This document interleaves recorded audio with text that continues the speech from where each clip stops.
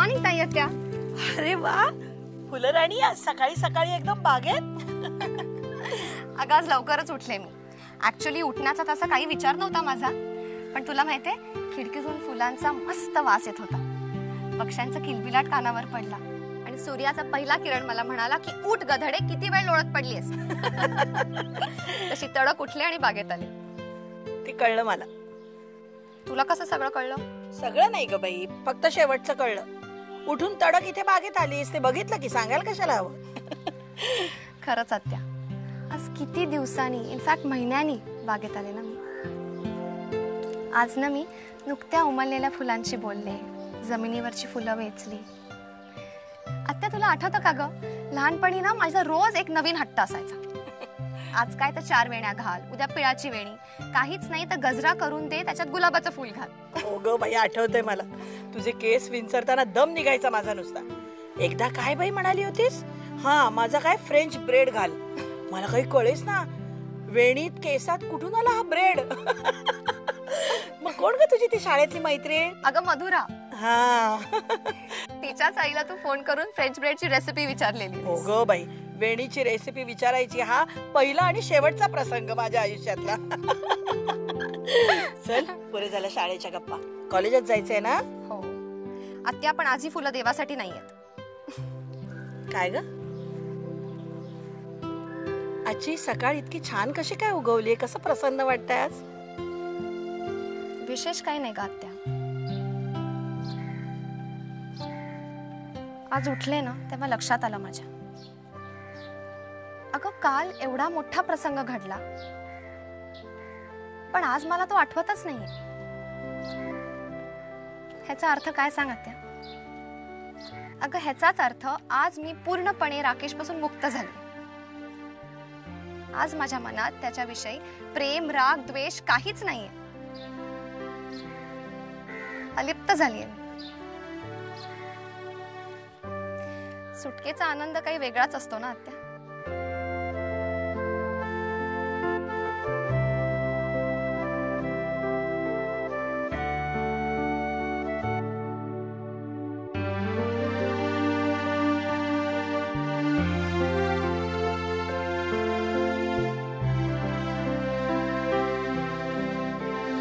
सुटकेचा आनंद.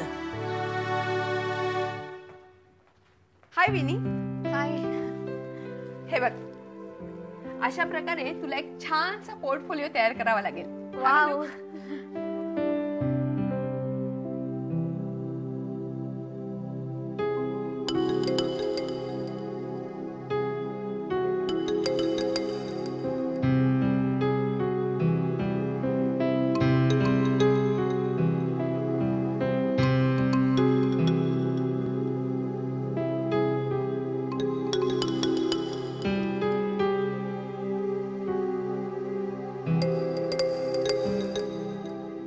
काय ग, काय झालं? नाही, एवढ्या कमी कपड्यात. कम ऑन विनी, त्यात एवढं दचकण्यासारखं काय? नाही, दचकण्यासारखं म्हणजे कळलं तुझ्या डोक्यात काय चाललंय ते. एवढ्या कमी कपड्यात फोटोशूट कसं करायचं, बरोबर ना? हा, म्हणजे तसंच काहीच. ग विनी, तुझी एक मैत्रीण म्हणून तुला सल्ला देते. आता तू ह्या मॉडेलिंगच्या क्षेत्रात आली आहेस ना, आता हे असले छोटे मोठे विचार करणं बाजूला ठेवून दे. तू किती नशीबवान आहेस तुला माहितीये का? मी अगदी सहज टीटीला बोलले की तुझं फोटोशूट करायचंय म्हणून, तर लगेच तयार झाला. म्हणाला 2-3 दिवसात येतो ऑफिसला भेटायला. खरंच? खरं म्हणजे खरंच. अगं किती सणकी आहे तुला माहितीये तो. मिस इंडियाचा फोटोशूट करायला सुद्धा नकार देतो. फक्त तुझं फोटोशूट करायचं म्हटल्यावर लगेच होकार दिला त्याने. कधी भेटेल ते आपल्याला? ते मी तुला फोन करून कळवेनच. हा, पण तुला 4-5 तास वेळ काढून यावं लागेल ना त्या दिवशी. बापरे, एवढा वेळ बोलावं लागेल त्यांच्याशी? छे ग, तो इथे येणार, तो माझ्याकडे फक्त 2 मिनिटं आहेत असं सांगून तुझ्याकडे बघणार आणि फोटोशूट करायचं की नाही एवढं मला सांगणार. हो, पण वेळेचं आणि त्याचं अजिबात पटत नाही. दुपारी 2 वाजता येतो म्हटलं की संध्याकाळी 6:30 पर्यंत नक्की येणार. आता एवढ्या मोठ्या फोटोग्राफरकडून फोटोशूट करायचं तर त्याचे एवढे लाड आपल्याला करावेच लागणार नाही का? हां, आता तो थोडासा खर्चिक आहे. नाही नाही, पैशाची तुम्ही अजिबात काळजी करू नका. अगं मी आपली तुला कल्पना दिली. झालंच तर मग मी त्याला लगेचच रिमाइंड करते फोटोशूट करण्याबद्दल. उगाच वेळ कशाला वाया घालवायचा, हो की नाही? ओके.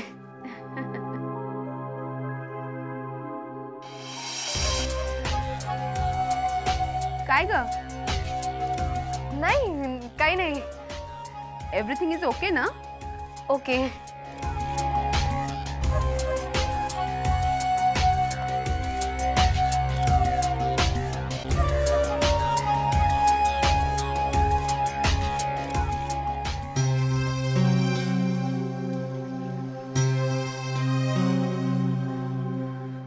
खरंच कळत नाही राकेश, तुला कुठल्याच गोष्टीचा सिरियसनेस कसा नाहीये? असं नाहीये सागर, पण जितक्या सिरियसली तू या सगळ्या गोष्टी घेतोस तितक्याच सिरियसली मी देखील घ्याव्यात असं नाही वाटत मला. अरे पण आता जर आपण काही हालचाल केली नाही तर नंतर आपण काहीच करू शकणार नाही. म्हणजे एकदा का वाटणी झाली त्यानंतर आपण काय करू शकतो? एक सांगू, ऐकशील काय? सागर, या सगळ्या गोष्टींबद्दल आपण मत व्यक्त करावं तितके आपण मोठे झालो तसं नाही वाटत मला. वयाचं म्हणशील तर आपण म्हणेपर्यंत आपण लहानच राहणार. बरंच आहे की मग. अरे काय बोलतोयस तू हे? हो सागर, उगाच तुझ्यासारखं मोठं झाल्याचं दाखवून ऑफिसच्या कामाचं ओझं मला स्वतःच्या पाठीवर नाही वागवायचं. सिरियसली.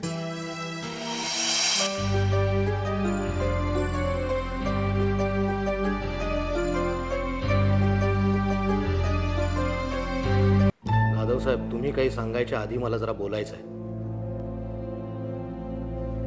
बोला. हे बोलणं जरा अति स्पष्ट होईल म्हणून इतके दिवस बोलायचं टाळत होतो मी, पण गडकरी साहेब, जे काही असेल ते बिनधास्त बोला.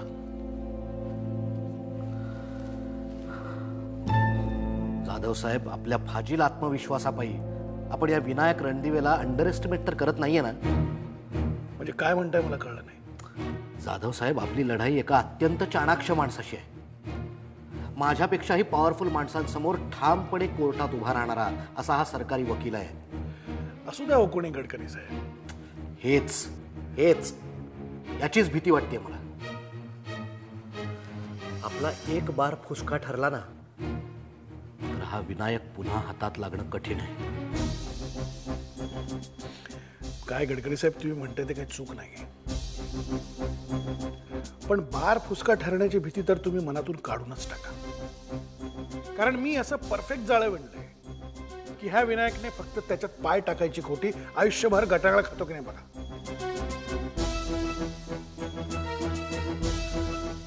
ठीक आहे, तुम्हाला जर इतकी खात्रीच असेल तर मग बोला. हे बघा गडकरी साहेब,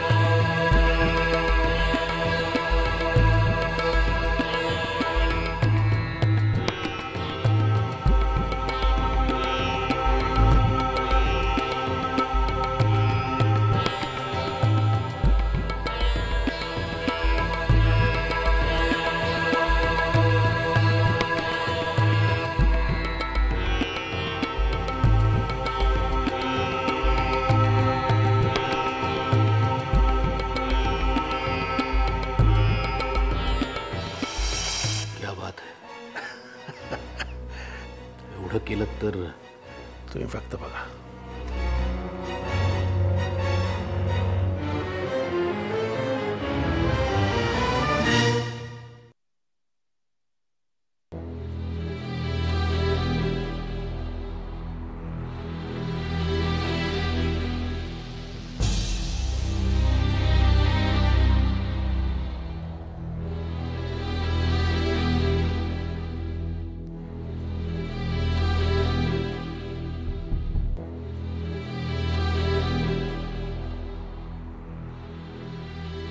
ताई,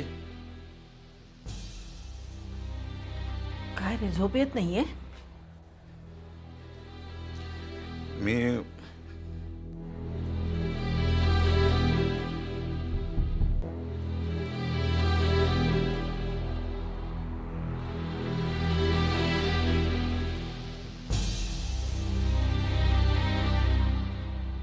काय झालंय गोवर्धन?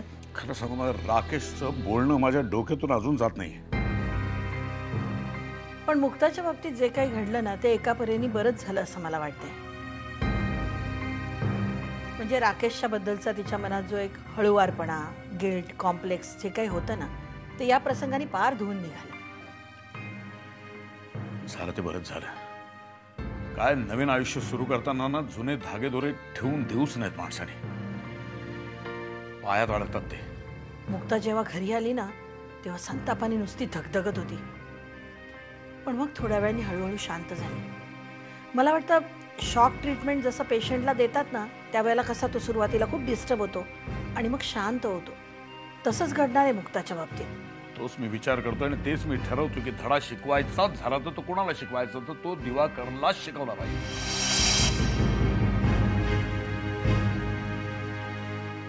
राकेश काय गरळ ओकलाय ना ही त्याची एकट्याची बुद्धी नाहीये.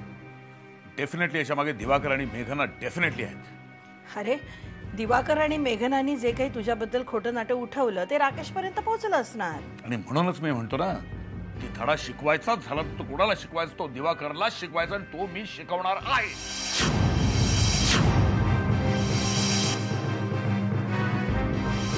मी इतके दिवस शांत ना हा माझा चांगुलपणा आहे, लक्षात ठेव. गोवर्धनला लढता येत नाही असा अर्थ होत नाही याचा. अरे गोवर्धन, हे बघ त्याचा जर असा समज असेल ना तर हा समज मी दूर करणार आहे. काय करायचं ठरवलंयस?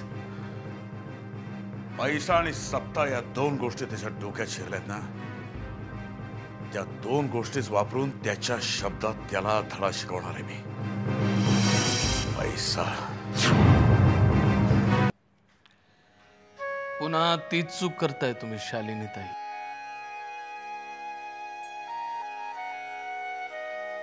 अण्णा खूप भरकटल्यासारखं वाटतंय.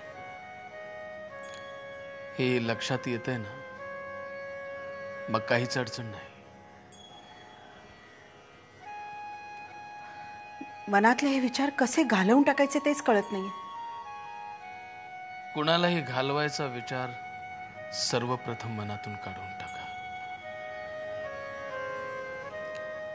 आपल्याला फक्त एक ज्योत लावायची आहे. कशासाठीही आटापिटा करायचं नाही. फार हळुवार आणि तरल गोष्टी असतात या. विश्वास ठेवा शालिनीताई, सुरुवातीला थोडेसे प्रयास करावे लागतील, पण एकदा का ईश्वरानं स्थान स्वीकारलं की जीवनातला प्रत्येक क्षण उत्सव होऊन जाईल. आणि मग त्या ईश्वराकडे काही मागायचं असेल तर सुख नका मागू,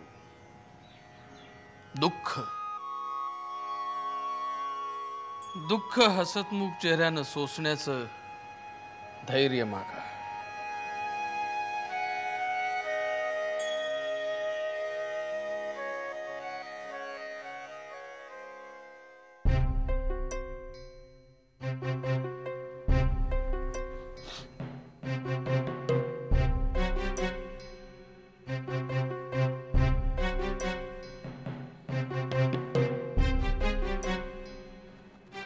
तसंही दादा 2-1 दिवसात मग आता घरी येतीलच.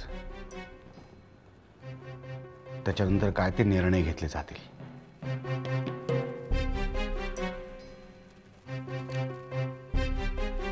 दिवाकर, आता आपले संबंध असे राहिलेले नाही आहेत की एकत्र बसून आपण एखादा तोडगा काढू शकू. कठीण आहे. ह्याच्यावरती तोडगा निघणं आता खरंच कठीण आहे.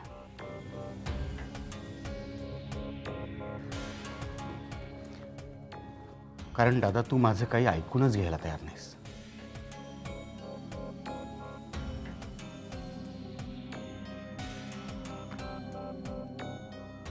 हेच आम्ही तुझ्या बाबतीतही बोलू शकतो. हेच म्हणतोय मी. दादा, मला वाटतं जेव्हा बिझनेसमध्ये धोरणात्मक निर्णय घेण्याची वेळ येते तेव्हा तू थोडंसं माझं जास्त ऐकलं पाहिजेस. कारण मी शिकून आलेलो आहे दादा. पुन्हा तोच विषय काढलास. नाही, सॉरी, मला तो दुखवायचं वगैरे नाही. पण जे सत्य आहे ते नाकारून कसं चालेल दादा?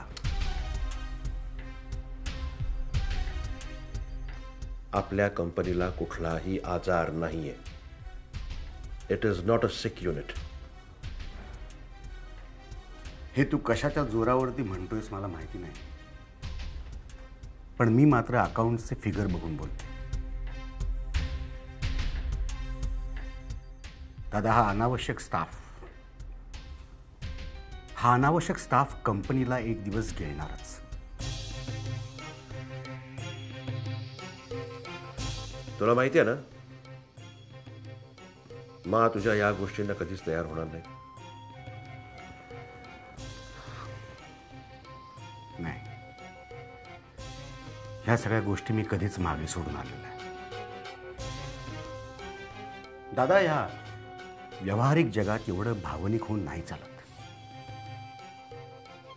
समोरचा माणूस तुमच्यावरती वार करायला हात उगारून उभा असताना तुम्ही काय त्याला समजुतीच्या गोष्टी सांगणार आहात का?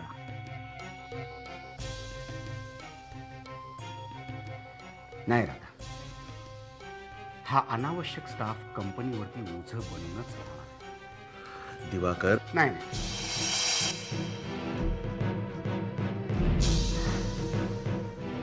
जाऊ दे ना. नाहीतरी आता कंपनीतल्या व्यवहाराची वाटणी होणारच आहे. मी हा स्टाफ कमी करणार आहे. तुला पाहिजे तर तू सामावून घेऊ शकतोस. हे बघ, सॉरी दादा, मला एक महत्वाची अपॉइंटमेंट आहे, निघतोय.